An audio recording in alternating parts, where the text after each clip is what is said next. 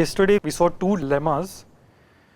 So the theorem that we are proving is for monotone circuits. So this theorem in blue, right? We want to show Razborov's theorem that the K-Clique Boolean function on n vertex graphs, if any monotone circuit solves it, then the size has to be n to the square root k. So if you think of k to be, let's say, n by 10, then this n raised to square root k is like n to the square root n. Okay, so this is a very large exponential sized monotone circuit. So to prove this theorem, we have to work hard. So we have to prove two lemmas. The first lemma that we showed, so recall these input distributions. So we will be working with these kind of graphs.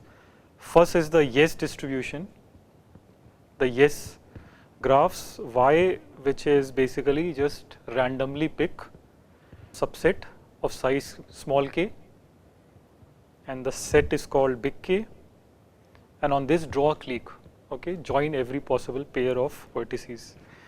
The no graphs is basically these which have k minus 1 partite connections. Okay, so you basically just label randomly the vertices, labels 1 to k minus 1. So there will be k minus 1 cliques, but not k cliques. These are the clear no instances. So only on these special yes and no graphs we will work. So lemma 1 is that we have already shown that clique is a hard function on this distribution, assuming that you use clique indicators.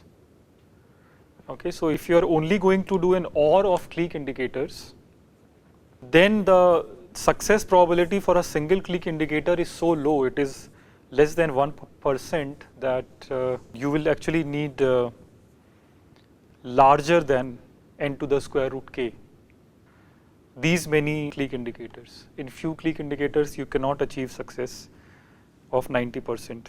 That was the first lemma. Second lemma that we have stated again in this blue is that if you look at the output of a monotone circuit solving clique on these yes and no distributions, input distributions, and the size is smaller than n to the square root k, then actually few clique indicators is enough to achieve 90% success. Okay, so these two lemmas together, taken together, give you the proof of Razborov's theorem. This also we finished. So the only thing remaining is lemma 2. Okay, so we'll prove this now. We'll show that a monotone circuit has few clique indicators. So the size of the monotone circuit is S, n to the square root k, and the number of clique indicators is m, n to the square root k again, by 20, some constant is there. And we want to show that the success probability is 90% on the yes and no distributions. Right, so remember that we are only looking at special graphs. So let's prove this. This is going to be a very tricky proof with interesting combinatorial techniques.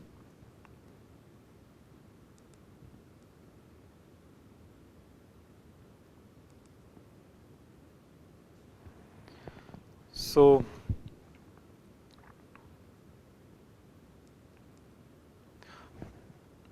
like we had clique indicator size before, L, let's continue using it, square root k by 10, and the number of clique indicators that we will ultimately get, that will be m, which is sum p minus 1 to the L times L factorial, where p is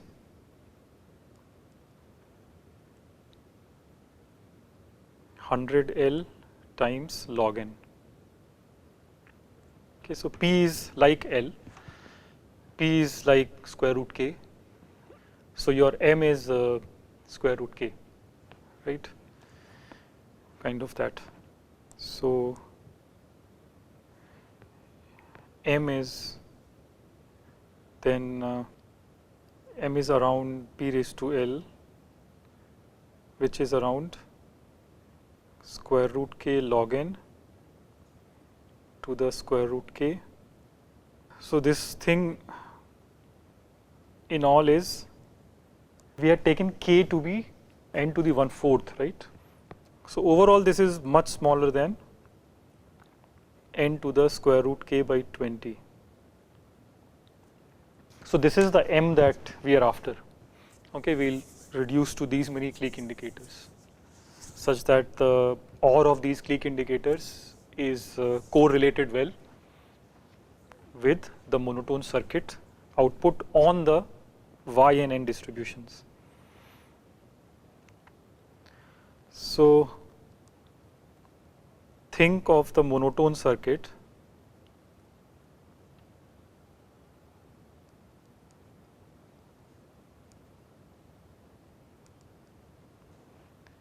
as a sequence of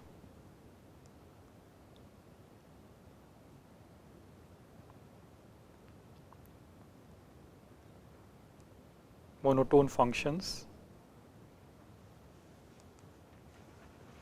f1 to fs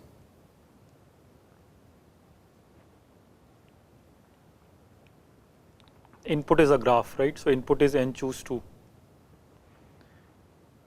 output is a bit where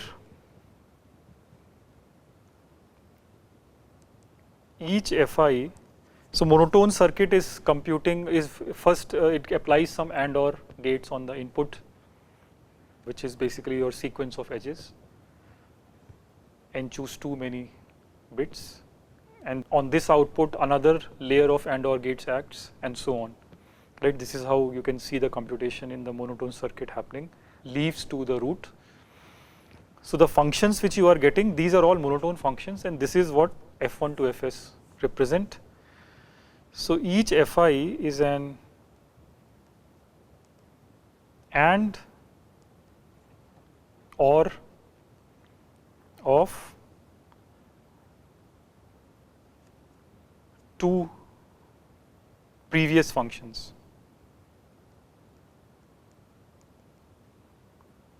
fi prime and fi prime prime.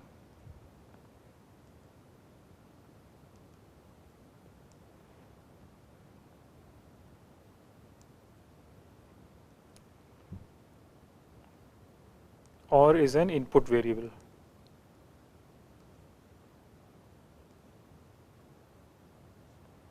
X u comma v.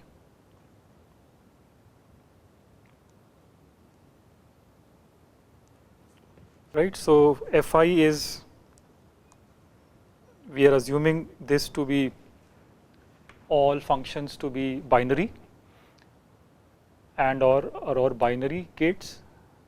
So fi will have two inputs, they are fi prime prime,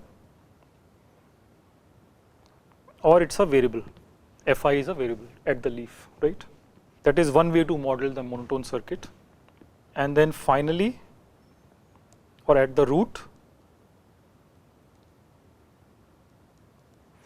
what happens is you get circuit equal to the circuit value C equal to fs, right? That's the Boolean function in the end. So our goal is to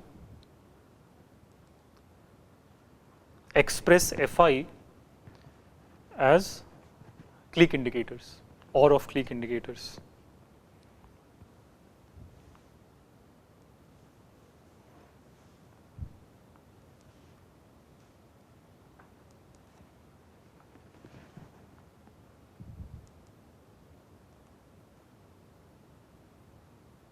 Define functions fi tilde approximating fi.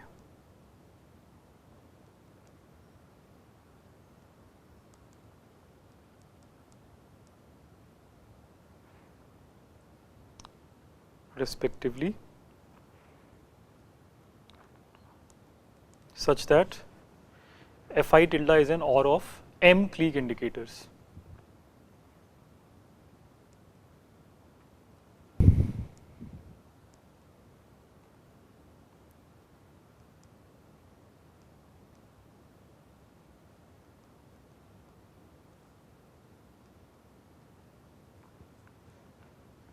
right? M clique indicators, CS1 dot dot CSM,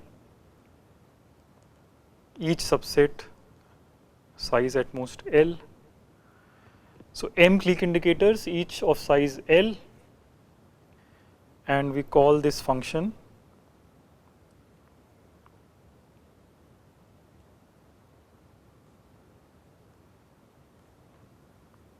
an M comma L function.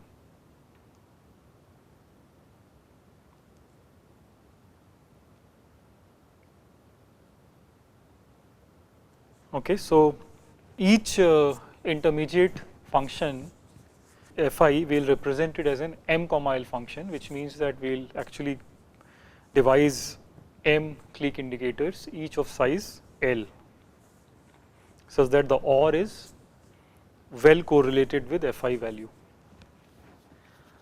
So we construct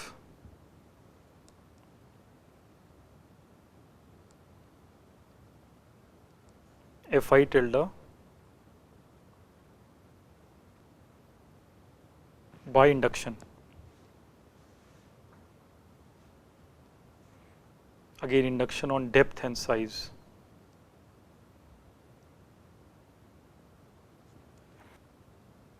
So for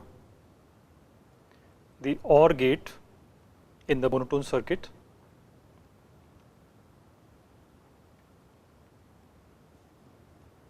we will construct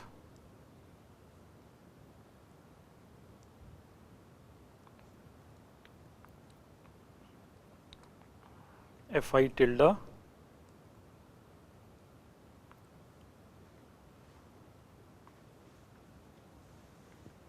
some operation, this square cup operation on the two input ML functions, right? So Fi prime tilde is an M comma L function, and same thing with Fi prime prime tilde.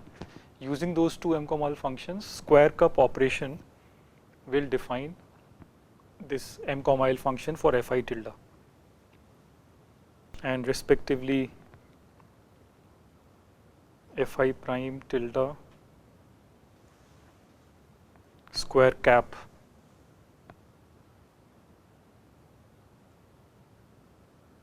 for AND.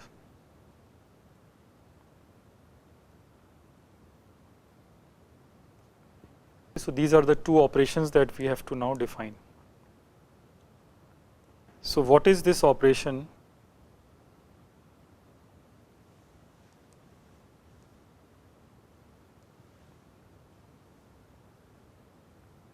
So both F and G are given to you as M comma L functions, right?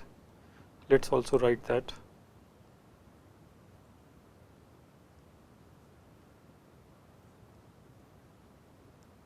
From these two M comma L functions, we want to produce a single one. So say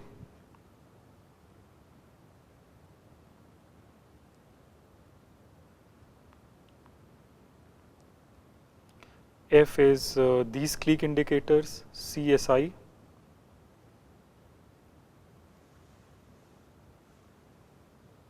and GB TJ.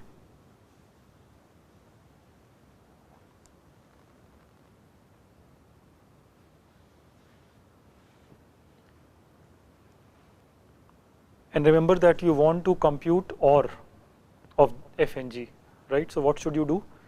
You should just take SIs and TJs together, but then you will get 2M clique indicators, right?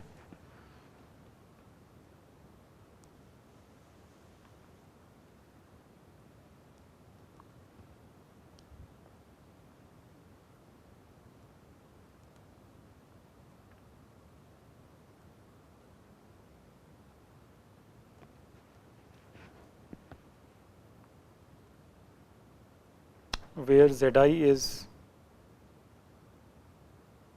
Si and Zj plus M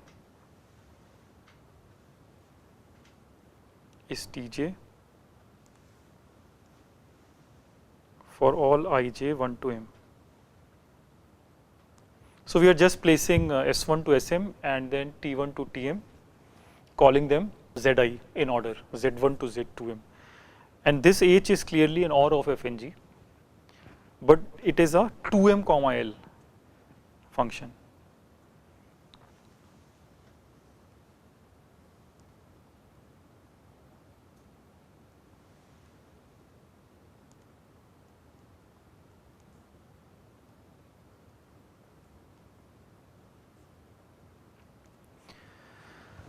Right, so we have to drop or rewrite the clique indicators to make it m comma L from 2m comma L. But this H is equal to F or G. That is correct. But it's not m comma L. So let us now do a procedure to reduce the clique indicators. So we need to approximate H.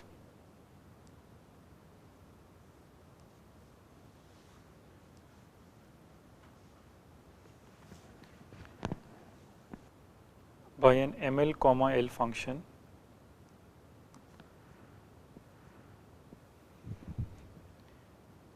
So what we will do is,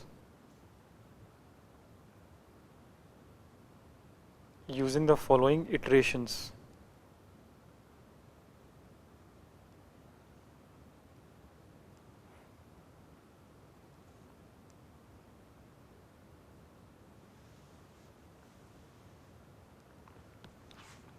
So how do we approximate? Ideally, we want to drop some of the clique indicators. So what we can do is, we can actually merge clique indicators. So for example, if Z1 and Z3 clique indicators, they have something in common, then we replace the two by their intersection. Okay, so in set theoretic terms, instead of checking whether subset Z1 is a clique or Z2 is a clique, you check whether Z1 intersection Z2 is a clique. Right? So you may be making mistake, but at least you have reduced the number of clique indicators. So that is what we want to do. So we'll do it systematically.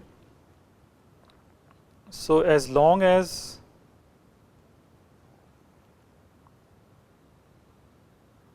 there are greater than m distinct sets,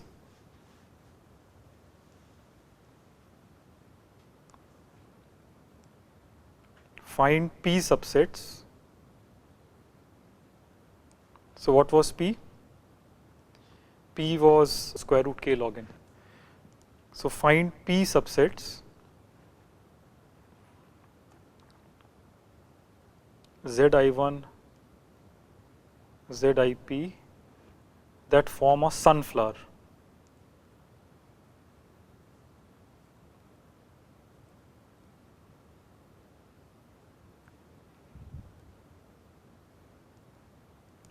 So what is a sunflower? So in this set theoretic or combinatorial terms, sunflower means that mutual intersection of Zi1 to Zip is the same.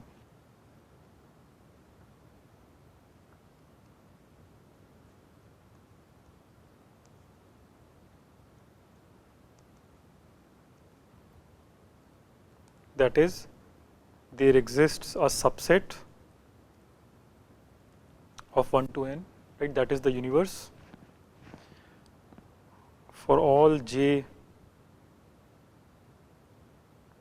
prime 1 to p, the intersection of Zij and Zij prime is the same, which is Z. So find p subsets that form a sunflower, which means their mutual intersection is the same, and then replace them by this intersection. Okay, so that will shrink your clique indicators. That's the trick.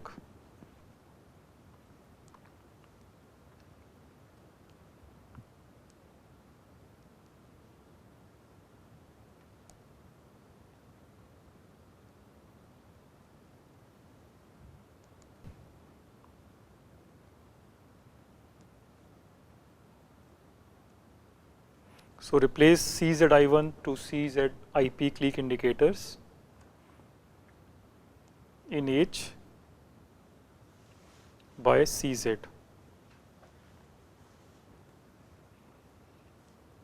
And third is maybe still you have more than M clique indicators, because originally you had 2M, right? M is much bigger than P. So in one round you are only reducing by P, minus P. So you might have to repeat this.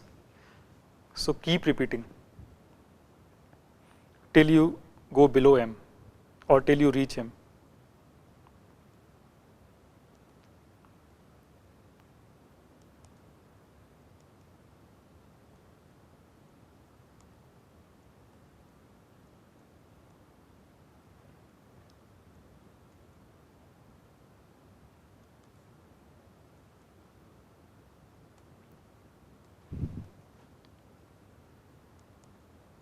So when you stop, then you call H prime to be F square cup G.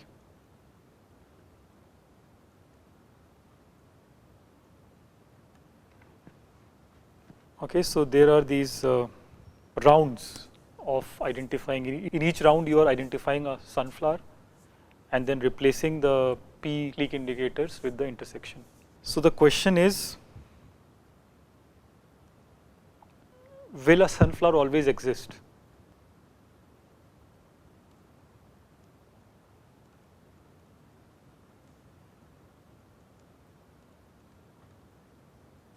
That's the first question. If we keep finding sunflowers and we keep reducing this way, what is the error that we are introducing?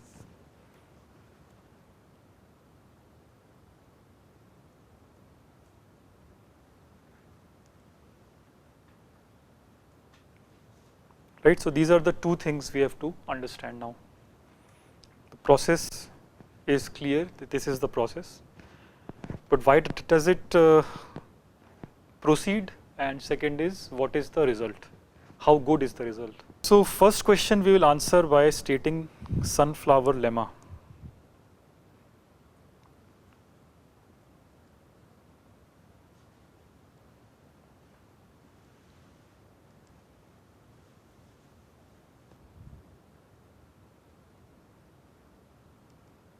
So ErdÅ and Rado prove this.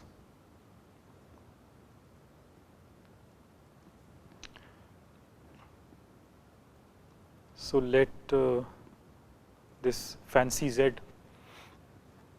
be a collection of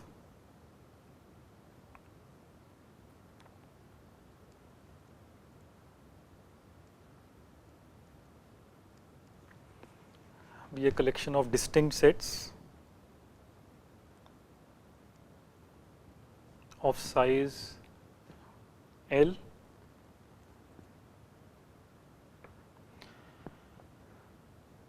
right. So like we had these 2M sets each of size L, that is that set of subsets is called fancy Z.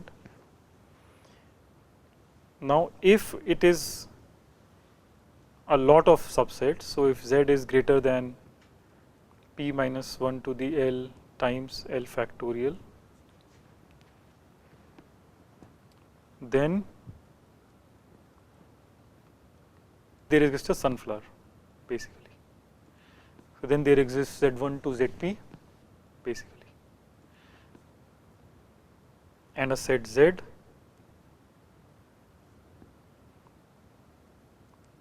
such that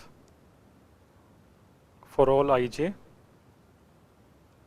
1 to p, when you take the intersection, it is exactly Z. So that's a sunflower.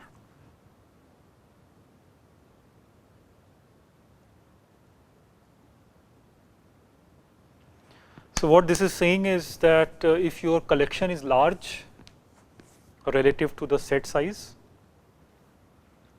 which is relative to the subset sizes, which is L. So if your collection is exponential in that, then there is always a suitably large sunflower in the collection. So in this, the universe is arbitrary.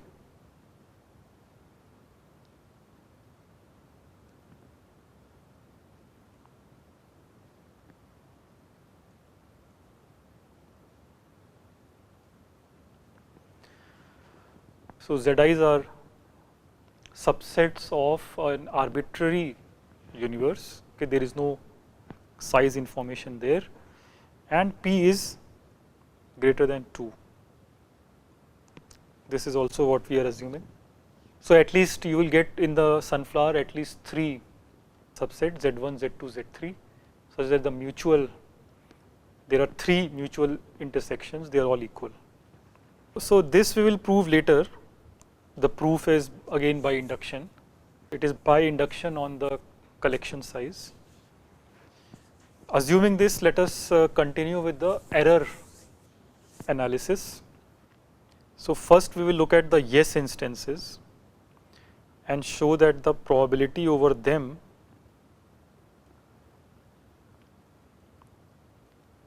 that this f square cup g on this graph is worse than or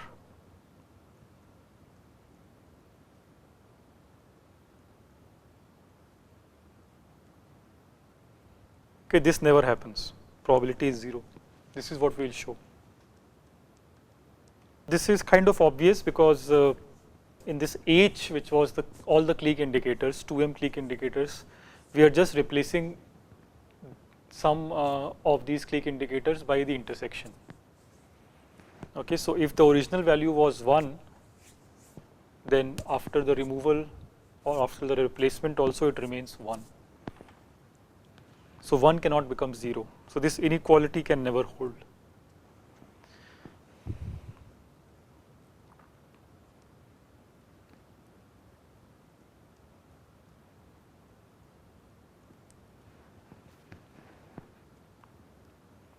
So the reason is if CZI on G is 1,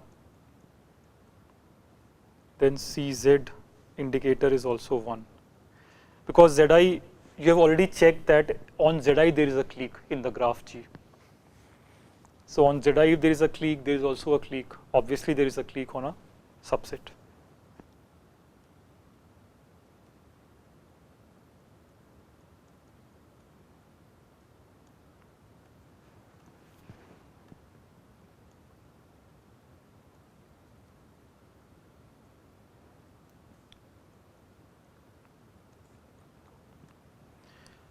So if OR was 1, then in this approximation, the value will be 1. Okay, there is no error introduced.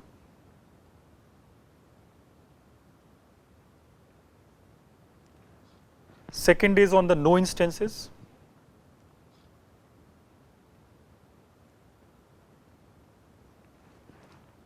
So probability on the no instances. What may happen on the no instances is that there was no clique, but since now the clique indicator is smaller, it says that there is a clique. So what is the probability then?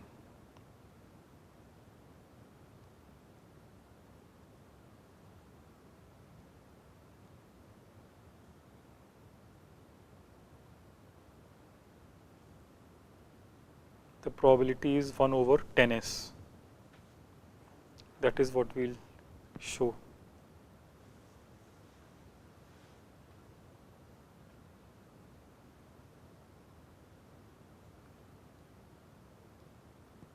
So let us analyze this.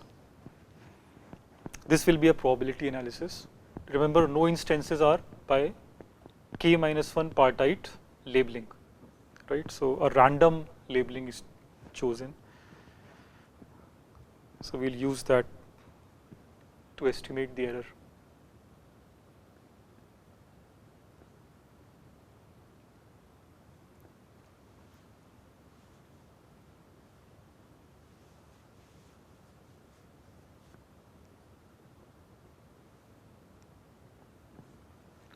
We may make an no instance true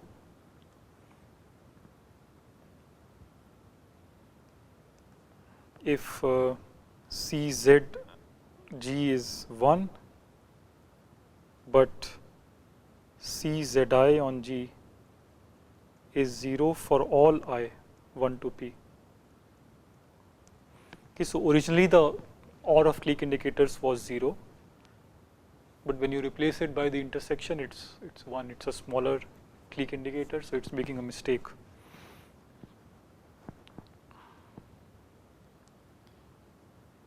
So recall that G is generated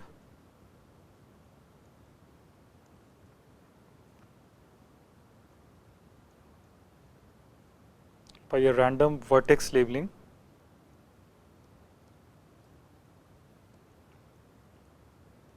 into k minus 1 parts.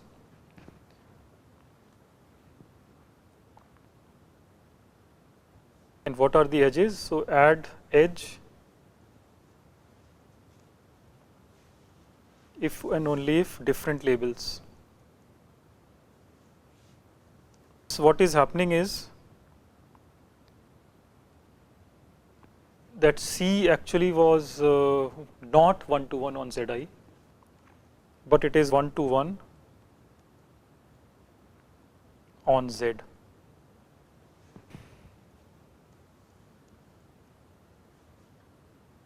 On Zi's. Right, this is what has happened. So the random C that you labeling that you picked, it was actually not 1 to 1 on Zi's, but the places where it was not 1 to 1, they are lost because you replace them by the smaller Z. So what is the probability?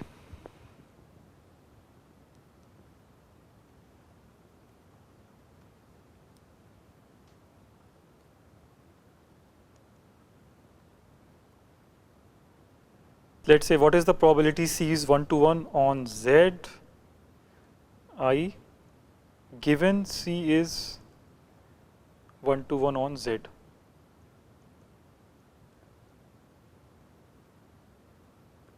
Let's instead calculate this probability. So if you have checked that C is 1 to 1 on this smaller subset Z, what is the chance that it's 1 to 1 on bigger subset Zi that is containing Z? So that is basically you just have to make choices for Zi minus Z. So this probability is equal to, so remove the Z indices values which you have picked out of k minus 1,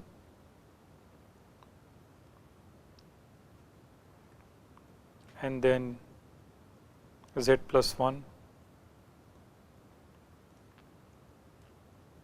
and finally Zi is at most L large, right? If you assume exactly L, this is removing L minus 1. And this fraction we have seen before. So this comes out to be at least 1 minus L square over k minus 1, which is more than half in this setting. Okay, L square by k minus 1 was small. So this is at least 50%. So once you have checked on Z, then on Zi the result will be the same usually. So C is most probably 1 to 1 on Zi. Now, but there were Z1, Z2 and ZP, right? There were P things chosen. So what is the chance that C is not 1 to 1 on any of those?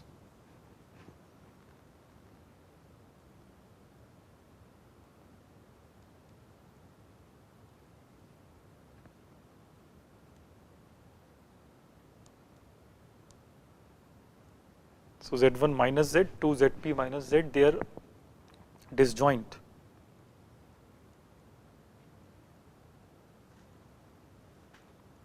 Because of the sunflower property, they are mutually disjoint.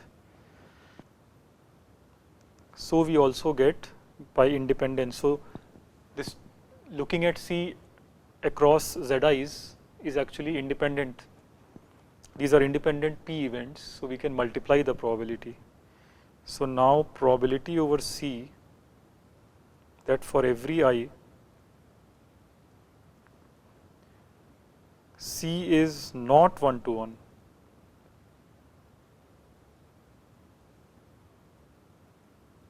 On Zi, given that it is on Z.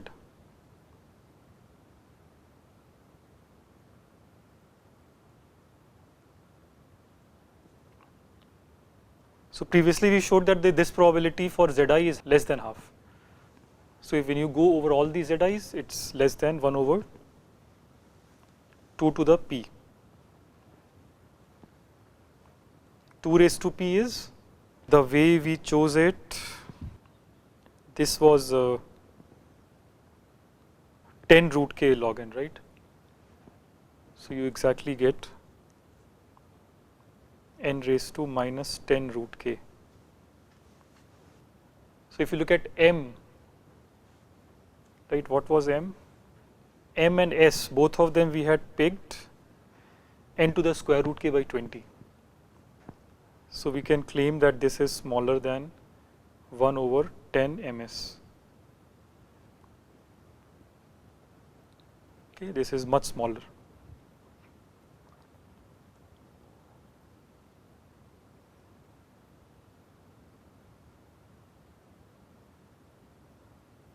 So that is the probability that you make a mistake on when you replace the sunflower by a single clique indicator. And sunflower lemma will be applied. So this replacement of a sunflower will happen how many times? You are going throughout, you are covering every gate in the monotone, or you are covering in this case all the OR gates in the monotone circuit, which are at most S many, which are at most,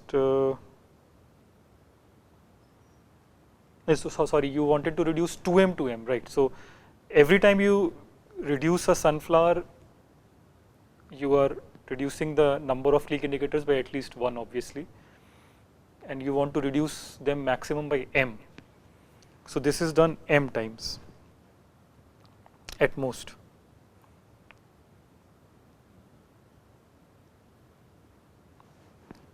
So sunflower lemma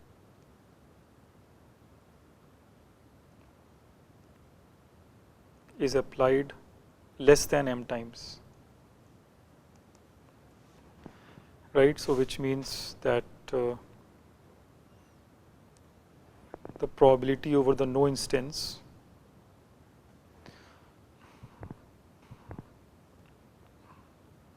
when you are doing this single square cup definition,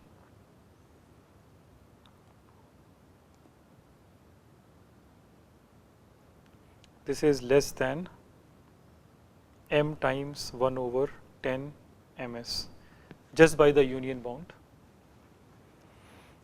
which is 1 over 10s. That is what we wanted to show.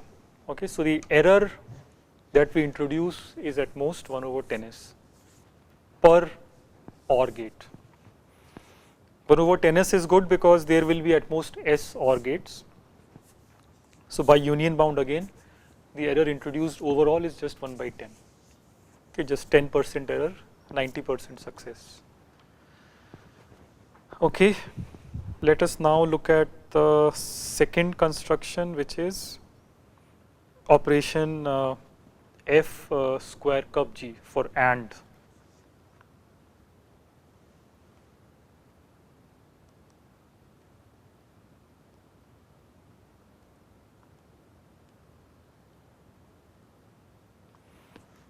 When you see an AND gate, what do you do?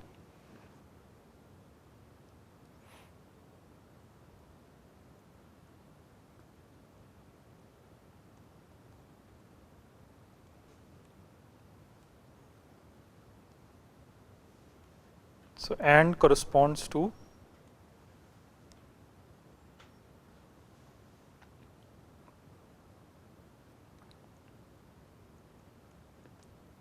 So remember, F was indicators SIs and G was indicators TJs.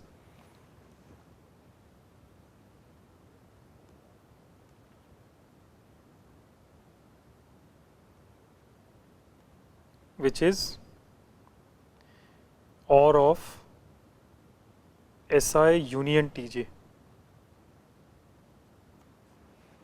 Right, so you distribute this AND on ORs, and then you want both SI indicator and TJ indicator to be true, which means that SI is a clique, TJ is a clique. Now, will that mean that union is a clique? So actually on the yes and no instances it will.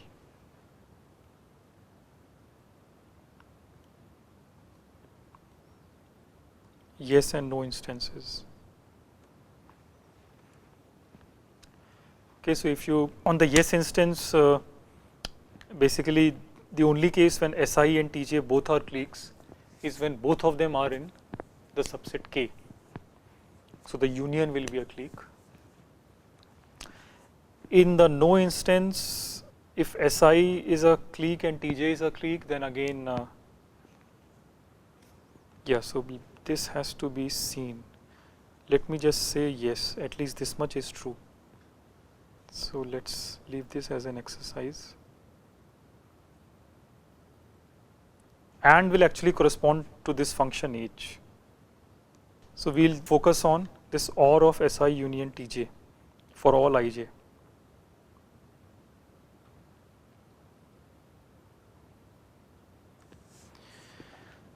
This is our H in the AND case, and F square cup G. So we have these M square. We have these M square indicators. We want to bring it down to M again using the sunflower trick. So approximate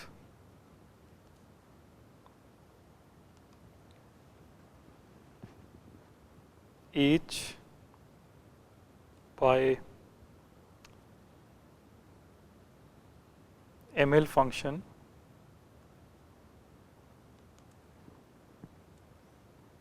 as, so what do you do?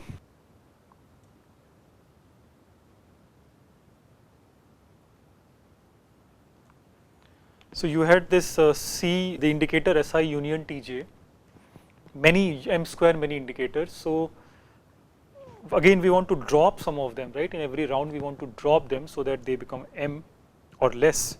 So we'll again be looking for a sunflower and removing it. But some of them may actually have now length also, size also more than L. Because SI was at most L, TJ was at most L, maybe the union is more than L. Those we will just drop. More, so between L to L we'll drop, and L and below we use sunflower lemma.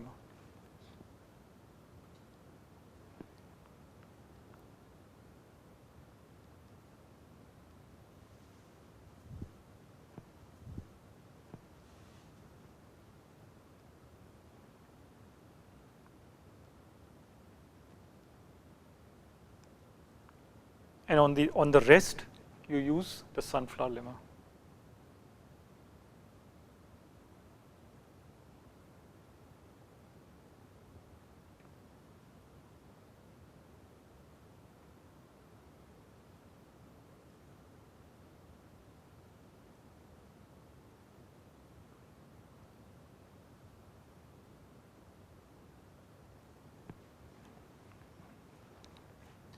And then what remains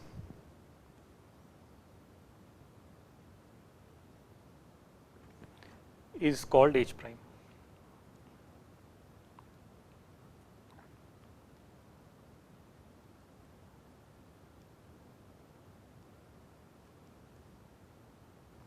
H prime, this is the definition of F.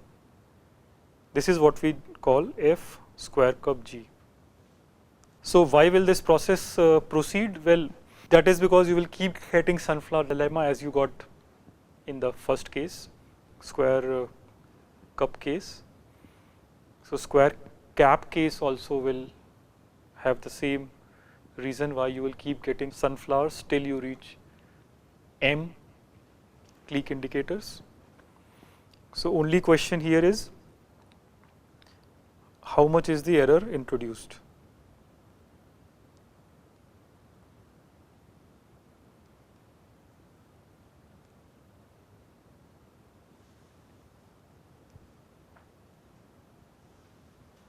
So this we have to work out. So what is the error introduced in this procedure when you want to get AND of FNG? So let us first see again the yes instance, no instance, right? So first is on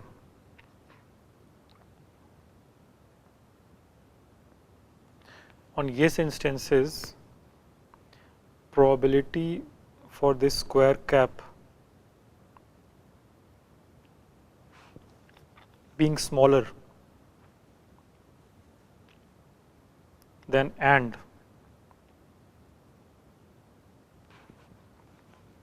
it can be smaller, but we will show that the probability is also small.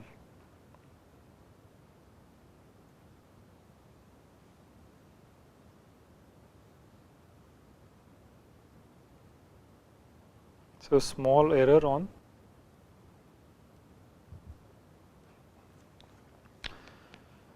so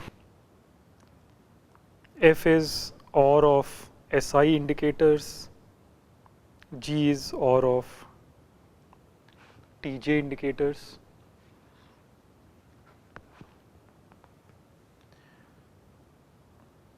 F and G on the yes instances is SI union TJ indicators, which is what we are calling H. And recall that a yes distribution graph corresponds to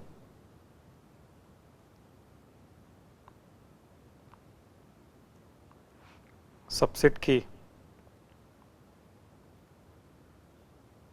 of size small k, on which there is a clique and there is no other edge in the graph. So if this square cap G vanishes,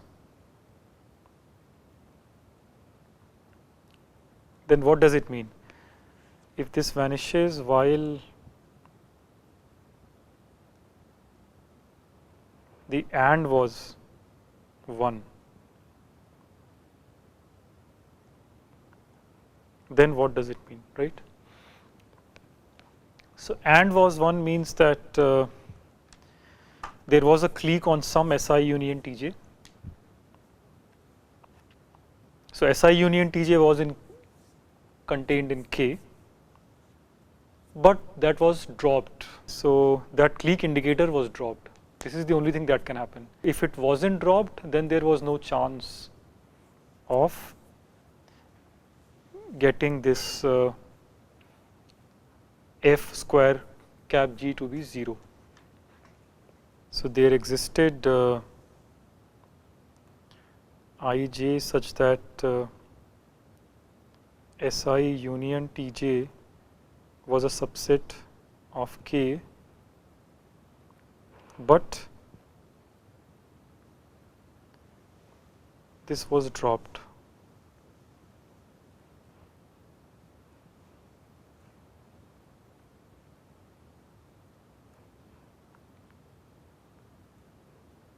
So its size was large.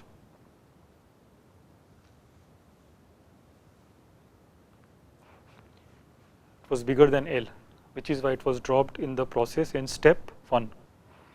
That's the bad case where which we have to analyze. So let us call this Z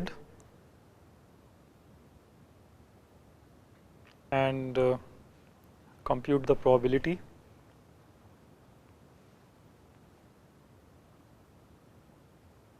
So by lemma 1, the probability over random k such that this z is a subset of k. So remember, z is larger than L, right? And k was, so what is the chance that you pick a random k and it contains this large subset? So that probability will be small, and we have already calculated it to be smaller than n to the minus 0.7 L, which is smaller than, if you recall S and M expression, it is smaller than their product, in fact smaller than 10 SM square. Okay, just recall L, S and M, then you can see this. So the process, how long will the process continue? How many steps, how many rounds will the process have for one square cup or square cap? That will be less than m square, right? Because you had I and j at most m square. So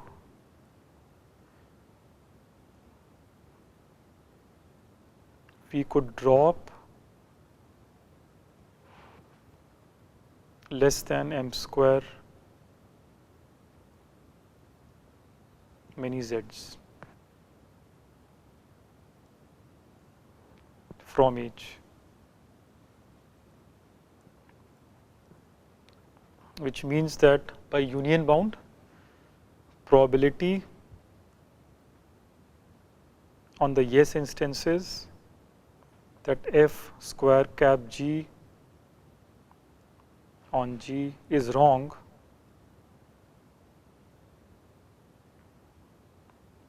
right, this is smaller than 1 over 10s. So on the yes instances, the probability of or the error we have introduced is less. That's what we have shown. Okay, let us now go to the no instances. So first observe that on the no instances, each is less than f and g.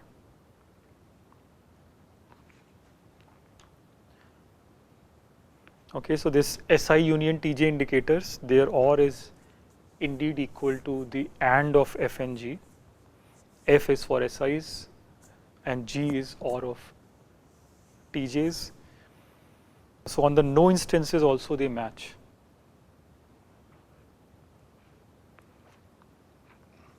So this you can see by the way no instances were defined. They were defined by this k minus 1 partite method. So f and g being, I mean, you have to look at two cases, 1 or 0. If it is 1, then it means that there is an SI and there is a TJ, which are both k minus 1 cliques.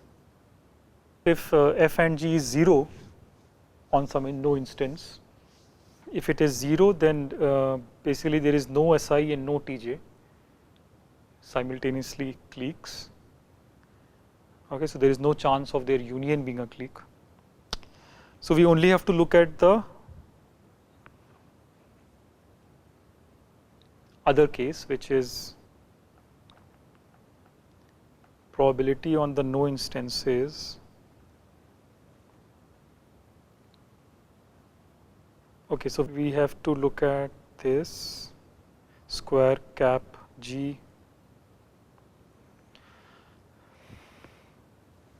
Can it be greater than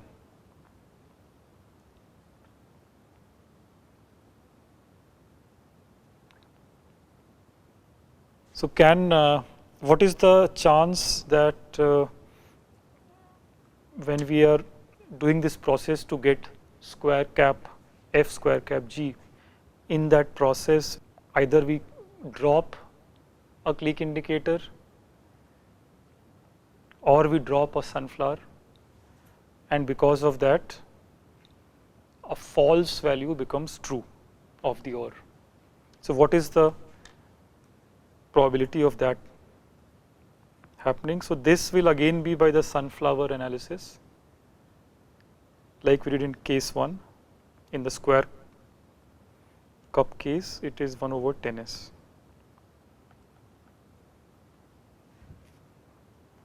If this is 1,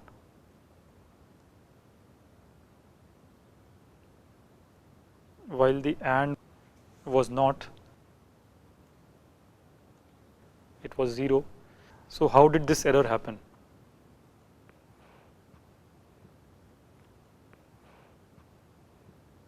So we do two things, right? In step 1 we drop a clique indicator, and in step 2 we drop a sunflower. We replace a sunflower by some other clique indicator, by the intersection basically.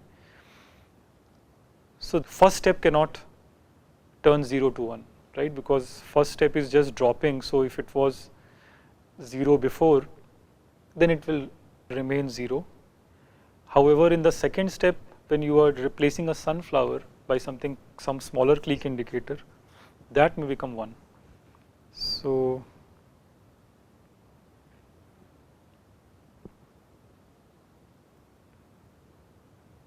we replaced CZ1 to CZP by CZ, such that this labeling is 1-to-1 on Z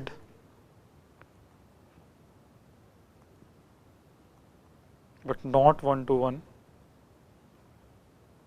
on Zi for all the i's. Right, so then this probability follows by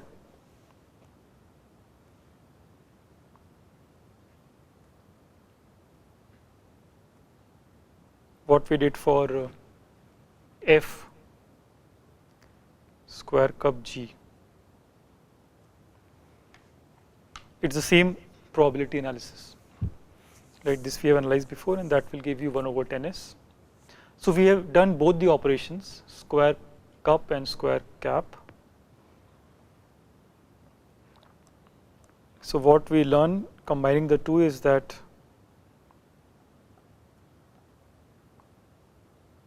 we compute square cup and square cap less than s many times,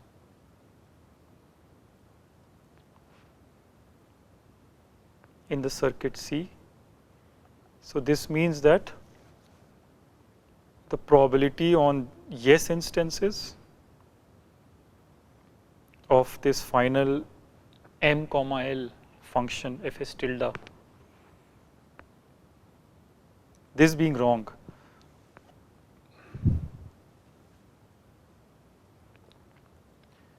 and on the no instances this being wrong, both these probabilities are smaller than 1/10.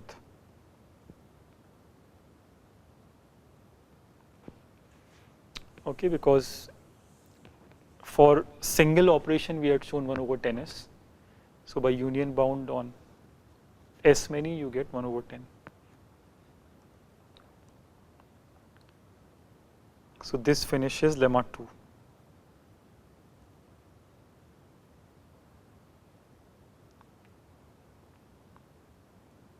Okay, so this means that we have rewritten monotone circuit, at least for yes and no instances, these input distributions, as an OR of few clique indicators. So the only thing remaining is proof of the sunflower lemma, that we'll finish next time.